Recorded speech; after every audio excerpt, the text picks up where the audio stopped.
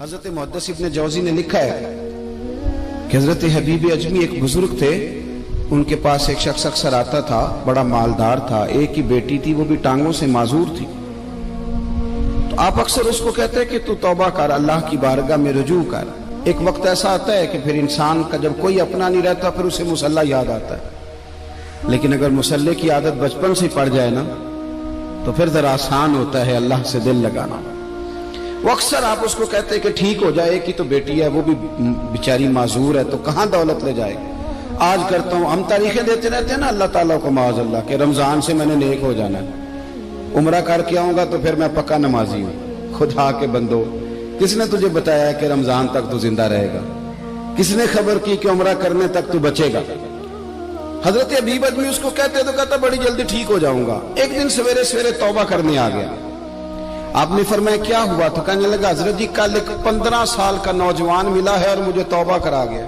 مزہ ہی اس عمر میں اللہ اللہ کرنے کا، نبی کریم سے محبت بھی کرنی ہو تو یہی عمر ہے۔ عشق لگا سی کھیڈاں کھیڈ دی نوں تے پھر مینوں کھیڈاں بھول بھول گئیاں، کجل پایا سی میں یار دے ویکھنے نوں، پھر او دی یاد وچ روندیاں ہی ڈل گئیاں۔ حیدر شاہ اس گلی کدے نہ رولدی پر ہن تے رول گئیاں۔ جن لوگوں نے ابو جہل کو قتل کیا تھا ان کی عمر بھی 15 سال تھی۔ ہم تو بڑے نہیں نہ ہوتے ساری زندگی، نہ ہمیں کو بڑا ہونے دیتا ہے، ہم بڑے ہی نہیں ہوتے، یہ تو عمر ہے کچھ کل گزرنے کی۔ 15 سال کا نوجوان توبہ کرا گیا تو آپ حضرت حبیب اجمی کہنے لگے وہ کیسے؟ کہنے لگا حضرت جی میں کل منڈی گیا تھا، مجھے کچھ سامان خریدنا تھا، تو بغداد کے بازار سے میں نے مچھلی خرید لی 10 کلو، باقی بھی سامان تب خود لے جا نہیں سکتا تھا۔ تو مزدور آپ کو پتہ ہے بیچارے آج بھی سڑکوں پہ بیٹھے ہیں، تو مزدور بیٹھے تھے تو ان میں ایک نوجوان 14-15 سال کا، چہرے پہ بڑی روشنی۔ میں نے اس کو کہا بیٹے مزدوری کرو گے؟ کہنے لگا حضور مزدوری بھی کرتا ہوں، پڑھائی بھی کرتا ہوں، اور جو اللہ کو منظور ہو اس کی عبادت بھی کرتا ہوں۔ میں نے اسے کہا کہ یہ میرا سامان ہے فلاں جگہ پہنچانا ہے، کیا لوگے؟ کہنے لگا 3 دینار مزدوری۔ سودا طے ہو گیا، اس نے سامان اٹھا لیا۔ کہتے ہیں رستے میں ظہر کا وقت ہو گیا۔ کہنے لگا چچا اگر اجازت دو تو نماز پڑھ دو۔ 15 سال کا جواب۔ کہتے میں رکھ کے نا وہاں سامان تو پھٹے پہ بیٹھ گیا، وہ نماز پڑھنے چلا گیا، باقی لوگ دیر سے آئے، وہ بچہ جلدی آ گیا۔ میں نے کہا بیٹے آپ جلدی آ گئے؟ کہنے لگے نفل چھوڑ دیے، اب یہی نہ سمجھ لیں کہ کام چور ہے، میں بعد میں پڑھ لوں گا۔ کہتے ہیں وہ دوپہر کا وقت، رمضان بھی نہیں تھا، میں اس بچے کو نوجوان گھر لے گیا اور میں نے اپنی بیوی سے کہا کہ بڑا نیک ہے، نمازی ہے، اور راستے میں یہ بھی ہوا ہے کہ میں نے اسے ایک دفعہ کہا ہے کہ یہ مجھے تھوڑی دیر کے لیے دے دو، گرمی بڑی ہے، تمہیں پسینہ آ رہا ہے، میں اٹھا لیتا ہوں۔ کہنے لگا نہیں چچا میں رزق حلال کھاتا ہوں، اگر آپ اٹھائیں گے تو میں 3 دینار مزدوری پوری نہیں لوں گا، پھر پیسے کم کروں گا، میں نے طے کیا ہے کہ اٹھاؤں گا۔ تو کہتے ہیں میں نے اپنی بیوی کو بتایا تو بڑی متاثر ہوئی، کہنے لگی دوپہر کا کھانا پک گیا، اسے کو روٹی کھا لے، رمضان بھی نہیں تھا۔ کہتے میں باہر نکلا، اس کو 3 دینار تھمائے تو میں نے کہا بیٹے ایک بات میری مانو گے؟ کہنے لگا بتائیے۔ میں نے کہا کھانا پکائے کھا لو۔ کہنے لگا میں معافی چاہتا ہوں، میں نے روزہ رکھا ہوا ہے۔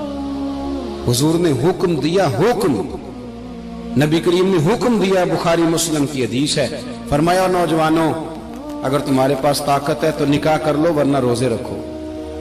حکم دیا، یا نکاح اور یا روزے، یہ سرکار کا حکم ہے۔ بھائی نفلی روزہ نفس کی قوتوں کو کچلتا ہے، انسان میں نورانیت اور روحانیت لاتا ہے۔ کہتے وہ کہنے لگا میں نے روزہ رکھا ہے، میں اور متاثر ہو گیا۔ میں نے کہا اب کیا کرو گے؟ کہیں اور جانا ہے؟ کہنے لگا نہیں، میں جس دن 3 دینار کما لیتا ہوں پھر میں مزید لالچ نہیں کرتا، باقی وقت یا قرآن مجید پڑھتا رہتا ہوں یا نبی پاک پہ درود شریف پڑھتا رہتا ہوں۔ آپ بتائیں؟ تو میں نے کہا کہ افطار میرے ساتھ کر لو۔ کہتے ہیں میں اسے مسجد چھوڑ آیا اور خود میں لوٹ آیا، افطار کے بعد میں اسے لایا، کھانا کھلایا، عشاء پڑھی، اس کا گھر دور تھا، میں نے ڈرائنگ روم کھول دیا، بیٹھک کھول دی، وہیں وہ سو گیا۔ میری 20 سال کی معذور بچی کبھی چل نہیں سکتی تھی، کوئی طبیب کوئی حکیم میں نے چھوڑا نہیں تھا اس کو دکھایا نہ ہو، ایک ہی بیٹی وہ بھی معذور پیدائشی۔ اس کے کمرے میں گئے، میاں بیوی اسے کھانا کھلا اور بتایا بیٹے ایک نوجوان ہے، بڑا نیک ہے ہمارے گھر میں، آج بڑا پرہیزگار۔ پتہ ہے حضور نے کیا فرمایا؟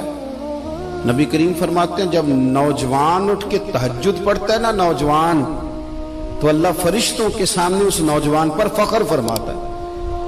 اللہ فخر کرتا ہے کہ عمر دیکھو دیکھو یہ میری بارگاہ. اللہ فخر کرتا ہے, اللہ یعنی خدا خود میرے مجلس بود, اللہ فخر کرتا ہے. اب سوچیں, تو ہم نے اپنی بیٹی کو بتایا کہ نوجوان اور بڑا نیک ہے,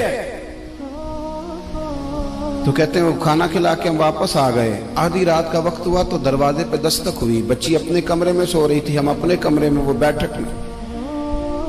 گھبرا کے اٹھے کہ اس وقت کون ہے دروازے پہ؟ تو بیٹی کہنے لگی ابا دروازہ تو کھولنا. کہتے ہیں دروازہ کھولا تو 20 سال ہو گئے تھے بیٹی کو, کبھی اس نے چل کے نہیں دکھایا تھا, کبھی دوڑ کے ادھر جاتی, کبھی ادھر آتی. کہتی الحمدللہ اللہ نے میری ٹانگیں ٹھیک کر دی. ہم دونوں رونے لگے, اے اللہ تو کتنا کریم ہے, کیسے ہوا بیٹے سارا کچھ؟ بیٹی کہنے لگی ابا آپ نے کہا تھا نا کہ نیک نوجوان آیا ہے, تو میرے دل میں خیال آیا اللہ اگر واقعی نیک ہے تو اس کے صدقے مجھے شفا ہی دے دے. یا ایھا الذین آمنوا اتقوا اللہ وابتغوا الیہ الوسیلہ. تو کہنے لگی ابھی میری دعا بھی پوری نہیں ہوئی تو رب کریم نے فضل کیا ہے اور مجھے شفا عطا کر دی. کہتے ہم دوڑ کے اس کے کمرے میں گئے, اور جب ہم نے ہاتھ رکھا تو دروازہ پہلے سے کھلا تھا, ایک خط چھوڑ گیا تھا. آج کل کے پیر کی کرامت ہوتی تو فیس بک پہ دے دیتا, باقیوں کو بھی ذرا بھول پتہ چلے. کہتے ہیں وہ خط چھوڑ گیا اپنے بستر پہ کہ اگر تم لوگوں کو مجھ سے محبت ہو گئی ہے تو میرے پیچھے نہ دوڑنا, اس رب کی بارگاہ میں جھکنا جس رب نے میرے اوپر بھی فضل فرمایا ہے اور آپ پر بھی کرم فرمایا. میرے نوجوان دوستو, یہ جو بچپنا ہمیں لوگ کہتے ہیں نا ابھی بچے ہو, ابھی جب آپ بالغ ہو گئے تو نماز فرض ہو گئی, سچ بولنا ضروری ہو گیا, رزق حلال کھانا ضروری ہو گیا, شریعت ساری کی ساری لاگو ہو. ایک تو درگزر سے کام لیں, دوسرا اپنی زندگی کے اندر خواہشات کو چھوڑیں. سادہ کھانا تو ویسے انسان کو تندرست رکھتا ہے.